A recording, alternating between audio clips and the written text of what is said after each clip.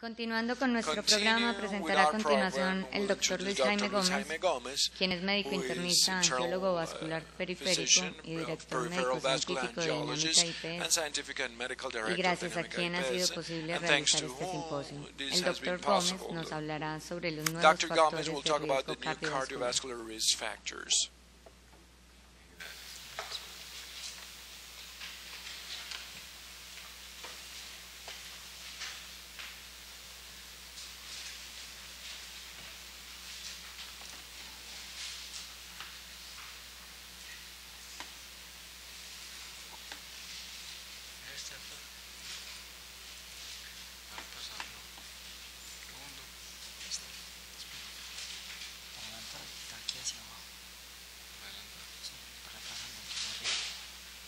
Pointer, si necesita poner, si el otro está como malito.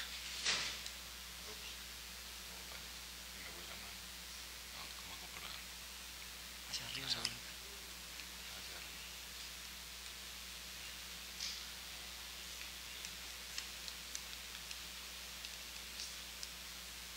Bueno, gracias.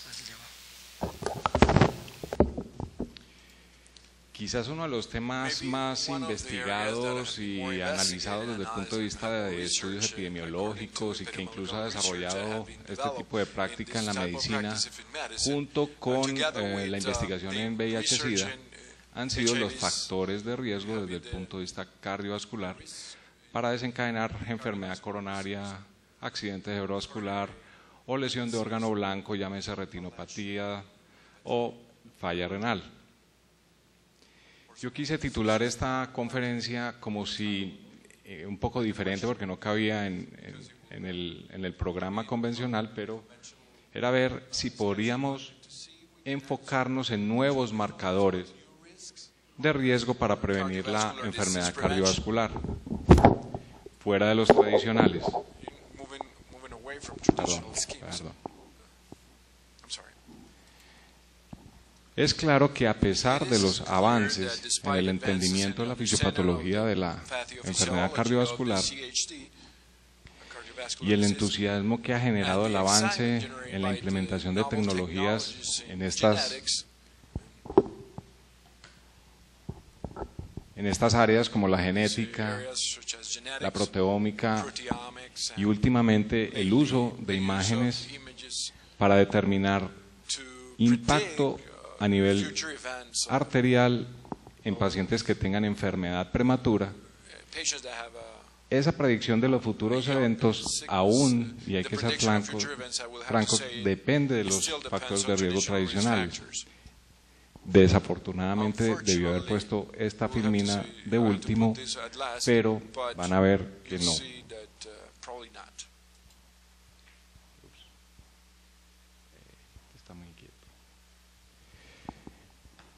Desde el punto de vista estadístico, y ustedes lo saben más que yo, el costo-efectividad de la prevención de una enfermedad se basa en identificar la seguridad de los individuos que se exponen a ese riesgo. Sin embargo, solo uno o ningún factor de riesgo convencional puede hacer que los mecanismos de score o de calificación de esos pacientes realmente le otorguen un riesgo a ese individuo. Ese número de factores influencian el poder predictivo, y estos son la cantidad de personas estudiadas, incluso indiferente de los sitios donde ellos son estudiados, los métodos estadísticos que son implementados y el tipo de biomarcadores específicos que se utilizan en ese estudio. La gran necesidad con respecto a esto, y esto es una conclusión que voy a volverme un poco cansón, es que es necesario evaluar el impacto en las poblaciones de riesgo bajo e intermedio, no necesariamente en los pacientes de alto riesgo y sobre todo en prevención primaria. Inicialmente el estimativo del riesgo, y ustedes lo han hecho en su consulta, era simplemente agrupar un número de factores de riesgo individuales, y eso es definitivamente determinante desde el punto de vista del manejo individual de ese paciente. Desafortunadamente, al totalizar el número de riesgos de factores de riesgo individuales, hizo que se dispersara en cierta medida la información, por lo que hubo necesidad de utilizar sistemas de calificación que fueran más sofisticados, debido a que los estudios estadísticos debían contener una gran cantidad de población para que tuviera un peso desde el punto de vista estadístico y generara verdaderos resultados. Esos sistemas de calificación que fueron desarrollados en modelos de regresión variable incluyen los que ustedes prácticamente conocen, que son el Framingham Risk Score, el Score como tal y el Q-Risk. Estos conducen a mejorar la capacidad predictiva y todos lo sabemos. Incluso los conseguimos en Internet como calculadoras de riesgo cardiovascular.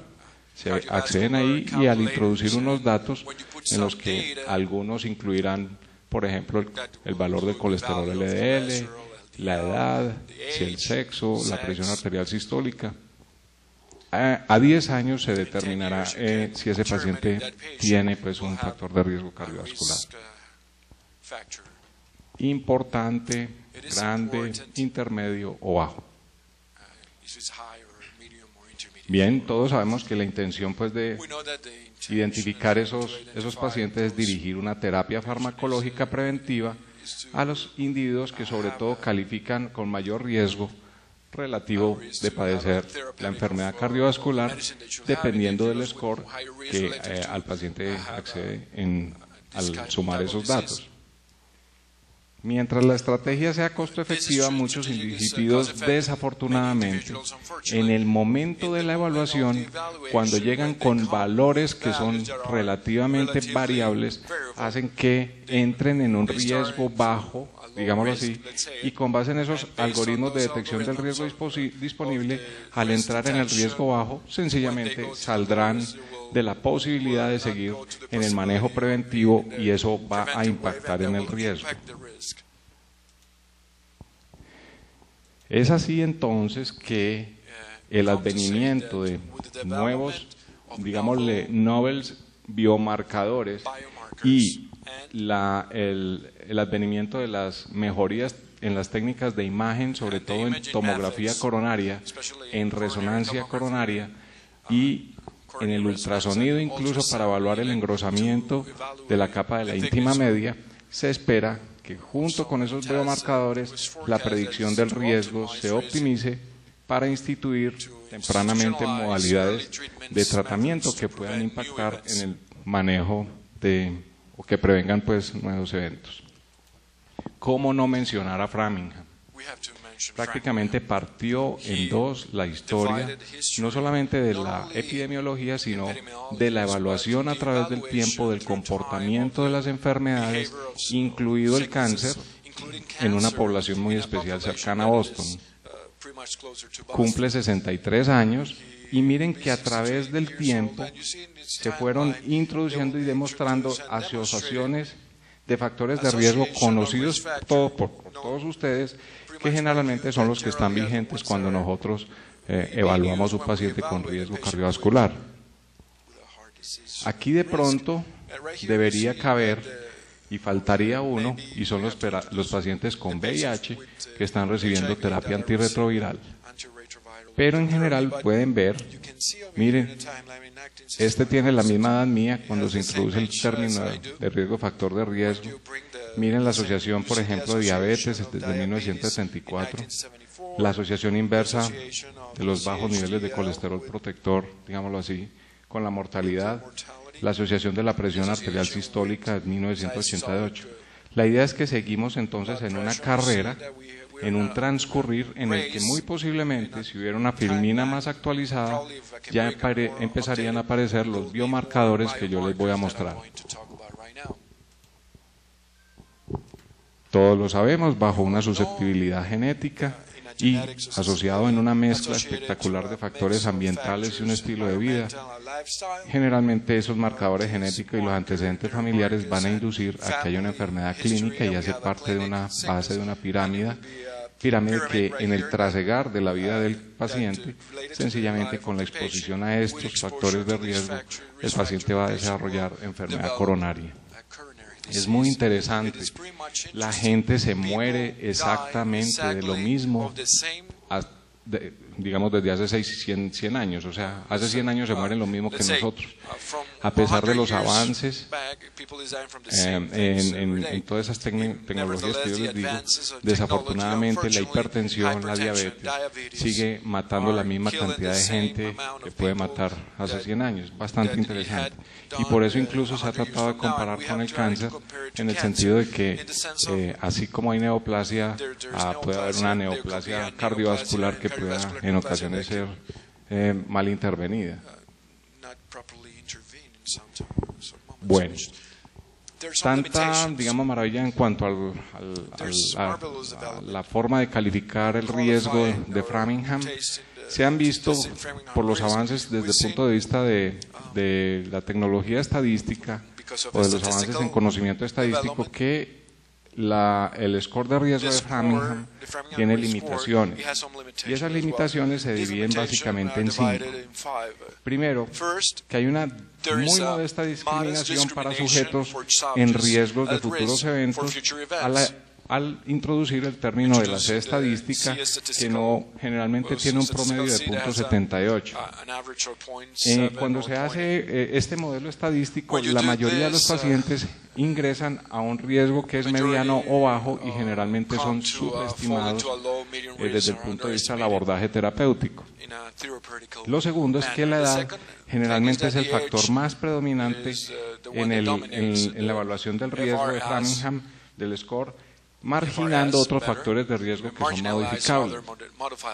El sexo femenino es uno de los que impacta desafortunadamente, porque para que ella clasifique a partir de un riesgo intermedio, un riesgo alto, necesita que sea posmenopáusica y que de pronto tenga más de 3 factores de riesgo que podrían ser incluidos mayores o aquellos que sean también modificables. Que el riesgo a 10 años es demasiado largo y que desafortunadamente se han visto problemas con respecto a la valoración de los grupos étnicos, que ustedes saben que en los Estados Unidos pues ha fluctuado y ha variado espectacularmente. Es en esta entonces gráfica del estudio del National Health and Nutrition Examination Survey que el alto riesgo implica el 47% de la población estudiada en el Framingham Score, pero cuando uno suma el riesgo intermedio y el riesgo bajo, esos pacientes superan en número la posibilidad de que sean subestimados y que no sean bien intervenidos desde el punto de vista farmacológico. Bien, en el análisis de Cook, la idea, y con esta filmina un poco congestionada, con esta diapositiva un poco congestionada, yo soy de la época de las filminas, ¿cómo les parece? A ver, María, ¿cómo nos pasa el tiempo? Aquí básicamente existe en ese modelo de Framingham que hay una limitación crucial, y es el efecto dominante de la edad, como ya lo mencioné. Pero esta es quizás la conclusión más importante de lo que quiero introducir para su criterio, y es que la intención del análisis fue demostrar que desafortunadamente la C estadística, en otras palabras, la capacidad de medir la tendencia de una variable a través del tiempo en un grupo muy especial de pacientes, como una métrica de rendimiento, no era la ideal, pero eso indujo a que se identificaran nuevos predictores de riesgo en los grupos de pacientes, sobre todo sugiriendo que se ampliaran más los rangos de edad. Ya voy a terminar esta parte epidemiológica, que es un poquitico pesada, pero la idea y la conclusión es esta. Los factores de riesgo estándares, tradicionales como tales, realmente fallan en identificar un gran número de individuos de bajo y mediano riesgo. Porque cuando a mí me llega un paciente con un perfil lipídico que se acaba de hacer después de diciembre y tiene unos triglicéridos de 300 y yo lo califico con el score, ese paciente va a tener un riesgo cardiovascular a 10 años obviamente alterado. Obviamente va a entrar de pronto en la torta roja, en el área de la torta roja. Pero ese cristiano empieza a hacer ejercicio, cambia su dieta y altera su estilo de vida y en 2 semanas se me hace un nuevo perfil tomando la estatina que ustedes quieran y me trae unos triglicéridos de 180 o 170 y yo lo vuelvo a calificar, sencillamente ese paciente va a impactar en el score. Mucha gente desafortunadamente no hace eso y queda como, y si lo vemos al revés, la gente que llega bien calificada al principio y de pronto se desborda en su estilo de calidad de vida con la ingesta alcohólica y demás, esos pacientes sencillamente van a entrar en un falso riesgo, digámoslo así, y van a entrar a una posibilidad en un bache de tiempo donde puedan exponerse a la enfermedad. Es básicamente la idea. Por eso, la intención de esto es descubrir oportunidades para desarrollar y validar nuevos biomarcadores y herramientas desde el punto de vista de imagen que puedan mejorar la evaluación del riesgo. Son 30 biomarcadores. No vamos a hablar de todos, pero vamos a hablar de 29.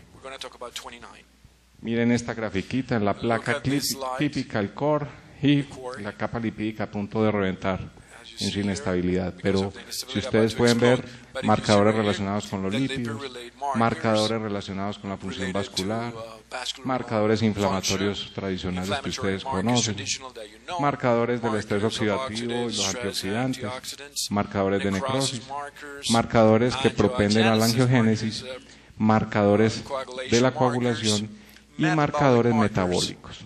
Además de eso, pues, los marcadores de función renal, que son muy importantes. Pero realmente los vamos a agrupar bajo la teoría de Rudolf Virchow. Este hombre, que es el papá en cierta medida de la, digamos, de la medicina celular, de la medicina básica, impactó porque para la época, digamos a mediados del siglo XIX, indujo a tener, a través de sus análisis en los cadáveres, estas teorías con respecto a digamos, al comportamiento celular. Pero cuando él analizó la formación del trombo, él determinó 3 variables que impactaban espectacularmente para eso. Eso lo sabemos en el lecho venoso y evidentemente ha sido una de las bases para abordar pacientes con trombosis venosa. Pero transpólenlo a la patología arterial y van a ver que está completamente vigente. El flujo sanguíneo anormal, ¿sí? Turbulencia a nivel de las bifurcaciones, lo que llaman el shear stress, y la turbulencia en las áreas estenóticas.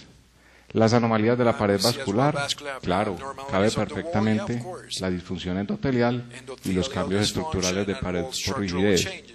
Y la anomalía de esos constituyentes de la sangre, inflamación y estos actores que son las plaquetas, las vías de coagulación y la respuesta a la trombosis mediante la fibrinólisis.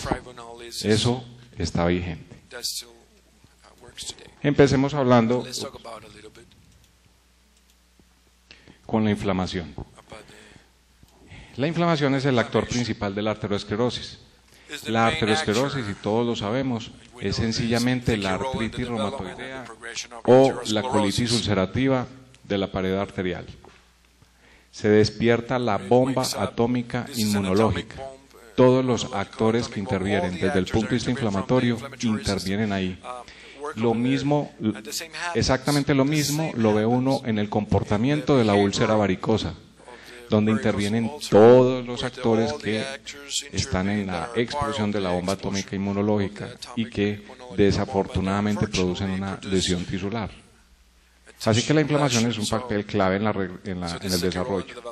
Y esta, pues obviamente, acumula o está en conjunto, hace conjunto de varios factores como son los reactantes de fase aguda y su expresión desde el punto de vista de inducción de una respuesta celular y humoral, la presencia de citoquinas a raíz de eso, la acción o el protagonismo de las moléculas de adhesión celular, la intervención de las células, obviamente, y la intervención de otros marcadores desde el punto de vista químico que obviamente reflejan el daño del endotelio. La proteína C reactiva es una proteína pentamérica, la primera I, que se produce esencialmente en el hígado. Además, se produce en células del músculo liso, sobre todo en el endotelio, y es una respuesta generada por la placa aterosclerótica que se está desmenuzando. En otras palabras, sugiere inestabilidad de la placa como tal cuando los pacientes tienen proteínas reactivas alteradas. Además de eso, se sabe que se producen en el adipocito. Responde en el hígado a la presencia de la interleuquina 6 y a otras citoquinas inflamatorias y por ende es un reactante de fase aguda que, como les digo, sugiere que el endotelio está inflamado debido a la presencia de placas inestables múltiples que pueda tener el paciente y que están estimulando la producción de la proteína C. Muy bien, entonces será un marcador de inestabilidad de placa. ¿Cuáles son sus efectos en el endotelio? Según, pues lo que hace es contrarregular la producción del óxido nítrico al bloquear la sintasa del óxido nítrico a nivel endotelial, estimula la expresión de las moléculas de adhesión celular a nivel endotelial, activa el complemento, regula la endocitosis del LDL por el macrófago en las células scavenger.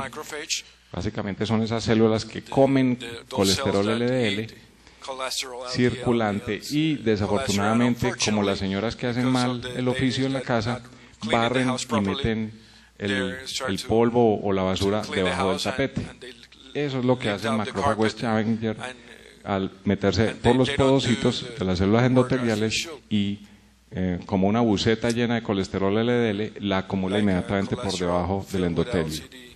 La proteína C reactiva induce a la migración y a la proliferación de células de músculo liso endotelial y evidentemente entonces interviene en la neoformación intimal. Bien, de los biomarcadores individuales estudiados hasta ahora, la proteína C reactiva es sin duda la quizás más estudiada. Por desgracia, los resultados han sido bastante controversiales y sugieren que solo existe una modesta, digamos, mejora muy pequeña desde el punto de vista estadístico en el riesgo de predicción en asociación a los factores de riesgo estándar. Este estudio prospectivo, en el que se analizaron 2.500 pacientes, más o menos 2.459, con historia de infarto que no los había matado o que habían muerto de enfermedad coronaria como tal, y se compararon con un grupo de control, la PCR resultó muy moderada asociada a la enfermedad cardiovascular, siendo incluso más bajo que aquel que estaba asociado con los niveles de colesterol o con el antecedente de fumar. Fue así entonces que la asociación entre los niveles de la proteína C reactiva y el riesgo se definió aún más a raíz de los resultados de este estudio y sencillamente se hizo un metaanálisis de 54 estudios con 160.000 personas que no tenían antecedentes de enfermedad cardiovascular en general y que habían sido seguidos sencillamente para la incidencia de presentarla. La atenuación de la asociación después del ajuste sugirió que el valor predictivo de la proteína era bastante dependiente de la contribución de los otros factores de riesgo. En otras palabras, que había que evaluarla en forma individual en presencia de factores de riesgo adicionales. Bien, pasemos al segundo, es la interleuquina 6.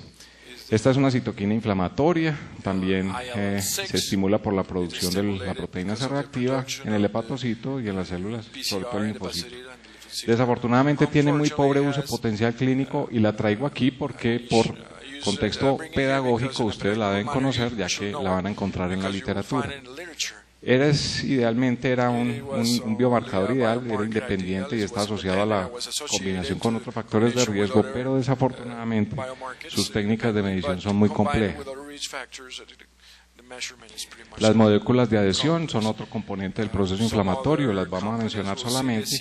Son las moléculas de adhesión intercelular y las moléculas de adhesión del endotelio vascular y son expresadas pues por el endotelio. Generalmente lo que hacen es mediar el reclutamiento de los leucocitos a través, para que sencillamente apaguen en una forma, digamos, destructiva el proceso inflamatorio generado por la placa y por lo que se ha generado en relación a la presencia de otras citoquinas.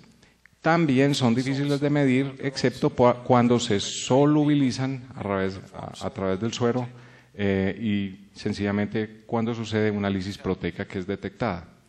Se han visto de forma importante en los pacientes posteriores a los stent en la revascularización coronaria los niveles elevados.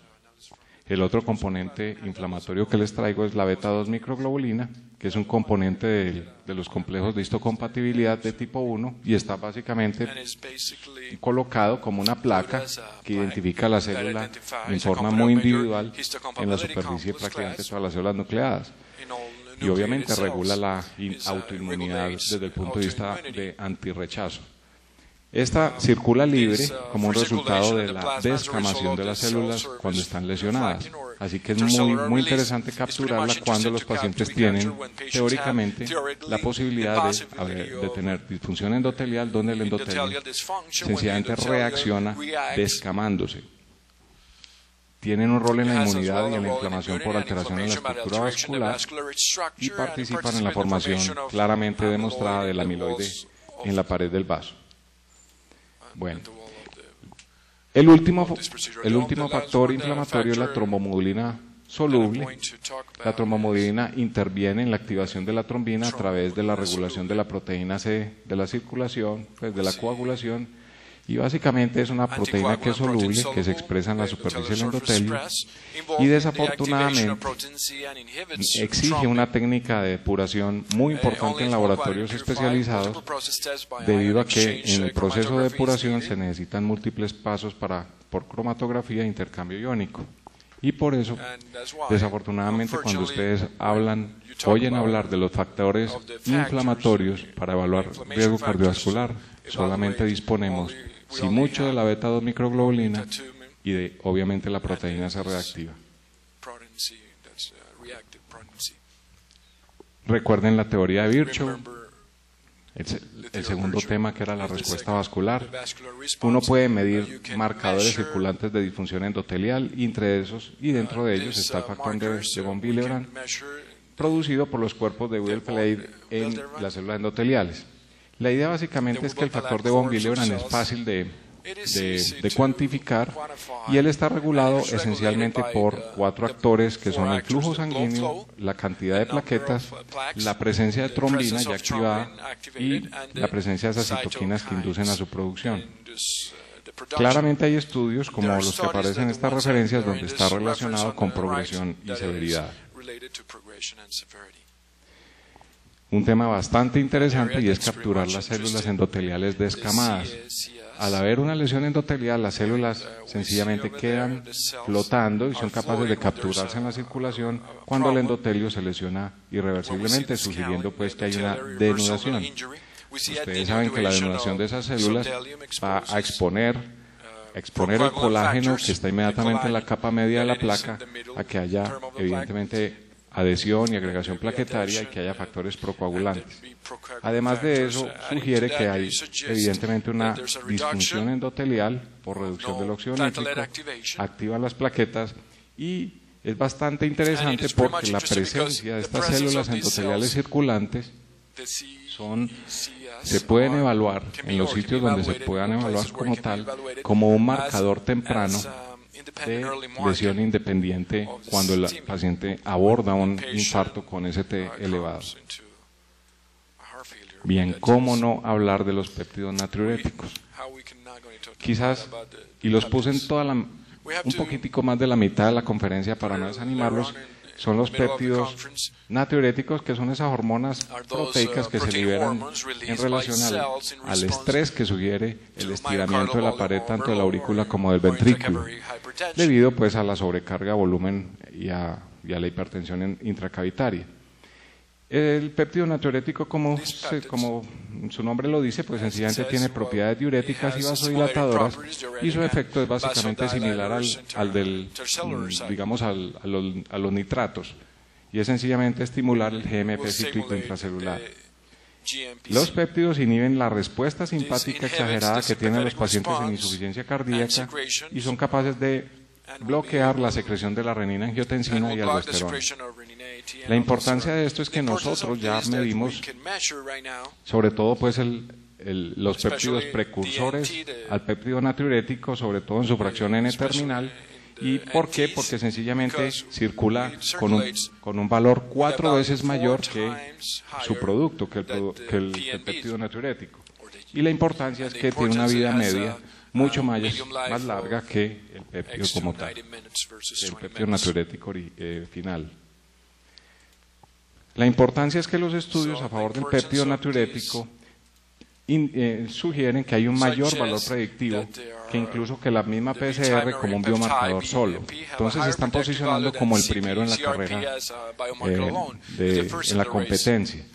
En este metaanálisis de 87.000 pacientes que aparecen en Circulation, los pacientes con esta fracción NT se asociaron más fuertemente al riesgo cardiovascular que los otros biomarcadores. Y claramente se demostró que podía haber un mayor compromiso para predecir eventos cardiovasculares en comparación con los otros biomarcadores. Pero el estudio HOPE fue el que le dio pues, prácticamente el empujón hacia el campeonato.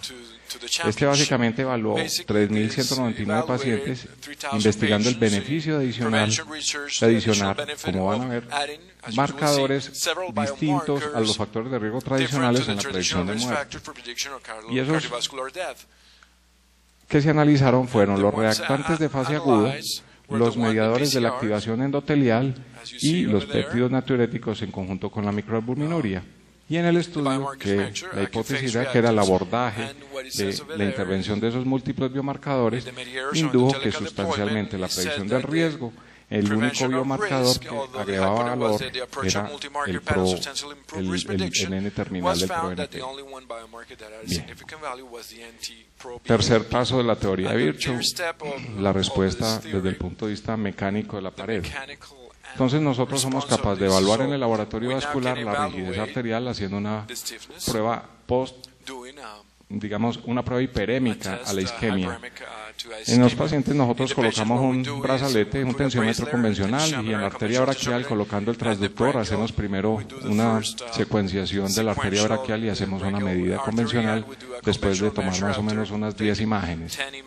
Se coloca el tensiómetro y el tensiómetro generalmente debe superar unas 3 veces, digamos unas 2 veces la presión arterial sistólica del paciente. Lo subimos digamos en una forma uniforme en 300 milímetros de mercurio y dejamos 5 minutos el brazo del pobre paciente. Inmediatamente después liberamos el manómetro y al liberarlo medimos inmediatamente la respuesta de la arteria braquial después de hacer 10 cortes consecutivos y los medimos y generalmente la respuesta esa es una forma clínica muy barata y muy fácil de evaluar difusión endotelial, es que los pacientes deben mejorar en su estado hiperemia o posisquemia, el 14 o el 15% del tamaño de la arteria. Así que es un reflejo de disfunción endotelial y es un índice de flujo anormal por alteración del tono. Bien. Ahí pues una pequeña prueba de pronto sale muy borrosita, pero la hacemos, basal, como pueden ver ahí, y generalmente posterior a la isquemia. Incluso en algunas partes, cuando la respuesta no es muy buena, no supera el 15% de vasodilatación, entonces le hacemos un estímulo con isordil o con... Antes se utilizaba nitroglicerina, pero ha estado muy escasa en el mercado, entonces lo que hacemos es darle isordil sublingual. Bueno. El último paso aquí en Virchow es sencillamente trombosis. Y vamos a hablar de los que tenemos más acceso al laboratorio. Ustedes saben que la trombosis es una respuesta obviamente de equilibrio y es crucial para reducir la hemorragia. Cuando hay pues una lesión vascular, intervienen 3 factores que son los factores de la cascada, la fibrina y las plaquetas. Y generalmente tienen mucho que ver, y estos factores son actores claros y evidentes en el progreso de la placa aterosclerótica y obviamente los responsables de la muerte del paciente. Son los clasificamos en el dímero D, el fibrinógeno, ya hablamos del factor de von Willebrand y los factores de activación de plasminógeno tisular. Pero voy a rescatar los dos, que son el fibrinógeno, igualmente como la proteína C reactiva, son un reactante de fase aguda, se producen en el hígado, pero es un determinante de la viscosidad del plasma, incluso manteniendo a las plaquetas sobreactivadas para que se adhieran y se agreguen. Sus niveles son genéticamente determinados, pero influye mucho la edad, ya que las personas ancianas pues tienen mayor probabilidad de tener niveles de fibrinógeno elevados, lo mismo que las personas obesas, diabéticas, posmenopáusicas y las que fuman.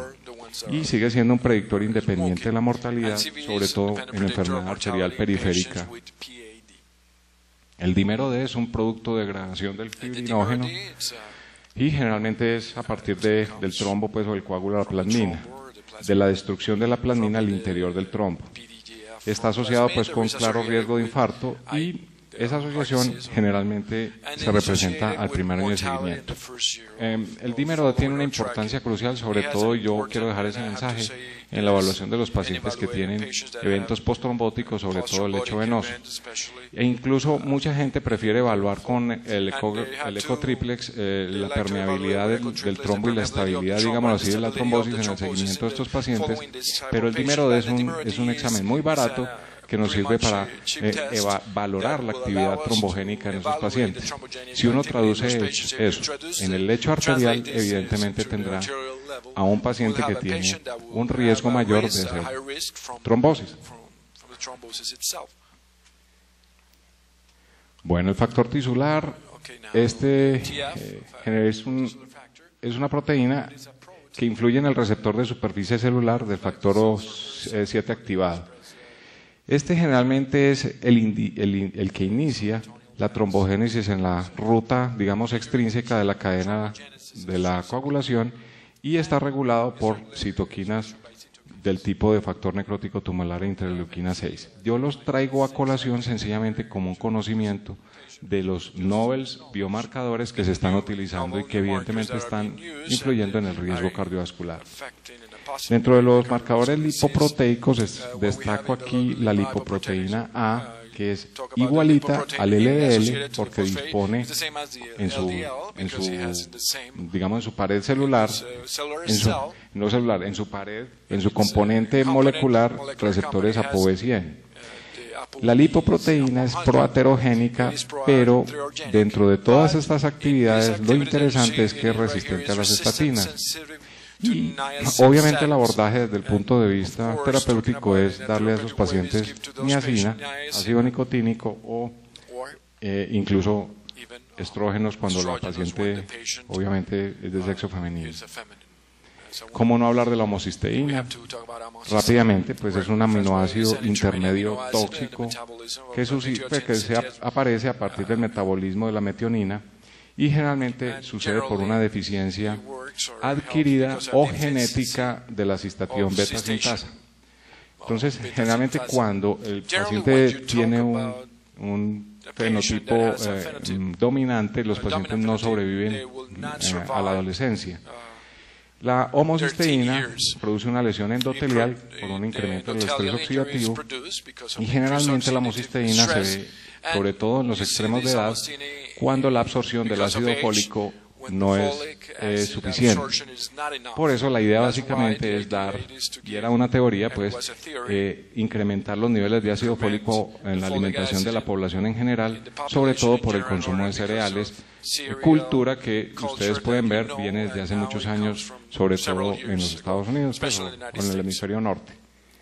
Las mujeres menopáusicas, las pacientes que tienen hipotiroidismo y la deficiencia de ácido fólico en pacientes que tienen atrofia gástrica por el consumo en cierta medida desmedido de los antiácidos, de los inhibidores de bomba de protones, que al inhibir la secreción gástrica producen un grado de atrofia funcional en la absorción de sustancias vitamínicas importantes.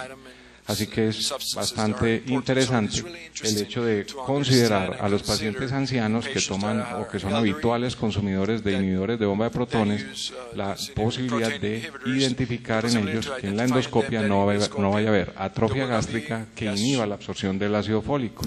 La atrofia gástrica en presencia de metaplasia intestinal, el manejo es completamente diferente y se prefiere utilizar protectores de barrera mucosa, como el sucralfato. Indudablemente los pacientes con insuficiencia renal tienen tienen niveles de homocisteína muy altos.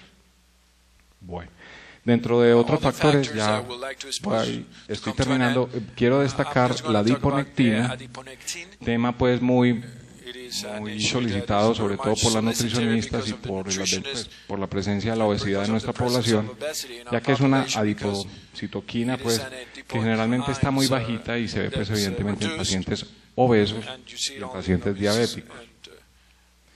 Bueno, ya entrando ya a la recta final, vamos a hablar de las imágenes. Evidentemente, ustedes van a hacer la generación médica de las imágenes. Prácticamente todo diagnóstico va a llegar en cierta medida respaldado por una imagen. Y quizás uno de los descubrimientos o uno de los, digamos, la introducción de la tecnología en resonancia magnética multicorte para definir la calidad y la concentración del calcio adherido a la pared arterial como un factor de riesgo evidente desde el punto de vista local, físico, palpable de un infarto, es sencillamente calificar el score de calcio en la coronaria. Los pacientes no necesitan una intervención desde el punto de vista de cateterismo, hemodinamia, sencillamente se exponen en 20 minutos a una tomografía convencional en la que sencillamente al paciente se le solicita que haga periodos de apnea relativamente prolongados y llegue beta bloqueado al estudio. Esa es una de las condiciones y lo ideal es que en esas condiciones los pacientes estén en ritmo sinusal. La idea es que el respaldo desde el punto de vista de medicina basada en evidencia está a raíz del estudio MESA, el estudio multiétnico de aterosclerosis, que midió el calcio coronario en pacientes sin clínica de enfermedad cardiovascular durante un lapso de tiempo en promedio de 3.8 años. Se demostró que el score que duplicaba era el score doble. El score normal está idealmente por debajo de 150. Cuando los pacientes duplicaban el score de calcio, eso incrementó el riesgo para un evento coronario hasta en el 35% y de cualquier evento cardiovascular hasta casi el 40%. El peso estadístico fue significativamente mayor cuando se le agregaron los factores de riesgo tradicionales, tanto para un evento coronario mayor como para cualquier evento. Pueden ver aquí el score de calcio coronario y la incidencia en este estudio, a través de los años, que a medida que los pacientes tenían niveles de calificación de Axton en score coronario mayores de 300, esos pacientes tenían mucho más riesgo de sufrir un evento coronario. Pienso que eso es muy lógico, pero tenemos una herramienta visible, palpable y clara en la que se puede cuantificar la posibilidad de morir de un infarto coronario temprano en pacientes que tengan riesgo, incluso pacientes que tengan la indicación de esto, puede ser ninguna, sencillamente una persona que quiera hacerse un chequeo, hasta los pacientes que tienen precordialgia atípica con pruebas de esfuerzo negativas. Bueno, y las dos últimos temitas son el grosor, la medición del grosor de carótida, un método muy barato, muy favorable. Sencillamente lo que hacemos es colocar el transductor lineal en la carótida del paciente y medimos su grosor. Este es un grosor completamente normal, generalmente está por debajo de 0.5 y ya cuando hay este engrosamiento intimal y el paciente supera un valor que puede ser 1.5, esos pacientes, si se correlacionan estadísticamente, se sabe que el 75%, hay un estudio muy interesante hecho en Latinoamérica, que los pacientes que superaban 1.5 tenían 75% probabilidades de desarrollar un evento cardiovascular. El último ya es la medición del índice brazo-tobillo. Generalmente lo hacemos en el laboratorio vascular y el índice tobillo-brazo, pues, lo voy a hacer desde el punto de vista pedagógico para que me lo interpreten. Es sencillamente hacer la relación entre la presión arterial en la arteria braquial, a nivel, pues obviamente con el brazo a nivel de la aorta, y comparar la presión arterial del tobillo, hacer una relación tobillo-brazo, y esa relación tiene que ser igual a 1. Sencillamente porque por la amplificación de la presión arterial, la amplificación de la presión arterial es igual en todas las arterias, independiente así es la aorta, así es el brazo o así sea la arteria tibial posterior. Bueno, la idea con eso es que el índice tobillo-brazo pues se documentó como un indicador clínico de riesgo para enfermedad cardiovascular conocida. Es evidente, si los pacientes tienen índices de brazo-tobillo alterados, es obviamente consistente a que tengan aterosclerosis y por el hecho de presentarla, pues tendrán posibilidades de tener infarto. Bueno, las investigaciones futuras, curiosamente, pues sugieren que este índice podría pues ayudar en relación a poblaciones más específicas. Ya terminé, pero quiero mencionar otros dos temas que son importantes desde el punto de vista clínico y que nos tienen a consideración y sobre todo en nuestro medio. El hipotiroidismo subclínico como un factor de riesgo cardiovascular y los pacientes con VIH en terapia antirretroviral. Además de eso, factores sutiles como la demencia vascular senil precoz también se consideran como factores de riesgo desde el punto de vista cardiovascular que van en proceso. Yo les agradezco mucho la atención y la paciencia y estaremos atentos a su...